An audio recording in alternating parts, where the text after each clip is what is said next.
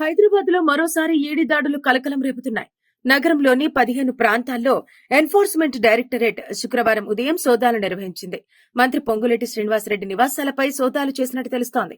ఆయనతో పాటు మరో మంత్రి నివాసంలోనూ దాడులు చేసినట్టు సమాచారం. ఢిల్లీ నుంచి వచ్చిన ఈడీ అధికారులు హైదరాబాద్ లో ఏకకాలంలో 15 చోట్ల తనిఖీలు చేస్తున్నారు. లోక్సభ ఎన్నికల తర్వాత కొద్ది రోజులుగా దూకుడు తగ్గించిన ఈడీ మళ్లీ దాడులను షురూ చేసింది.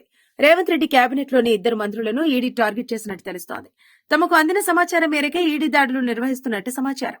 మనీ లాండరింగ్ ఇతర విషయాల్లో సమాచారం అందడంతోనే ఈ సోదాలు నిర్వహిస్తున్నారని తెలియవచ్చింది. అయితే ఎక్కడ ఎవరి నివాసాలు, ఎవరి కార్యాలయాల్లో దాడులు నిర్వహిస్తున్నారనేది మాత్రం గోప్యంగా ఉంచారు. ఓ మంత్రి, ఆయన బంధువు, అనుచరుల ఇళ్లలో సోదాలు జరుగుతున్నట్టు తెలుస్తోంది. Himayat Sagar farm house, Jubilee hills, Hyderabad శివారు ప్రాంతాల్లో ఈ తనిఖీలు నిర్వహిస్తున్నట్టు విశ్వసనీయ సమాచారం. అలాగే ఆయన కుమార్తె, బంధువుల ఇళ్లలోనూ సోదాలు కొనసాగుతున్నాయి.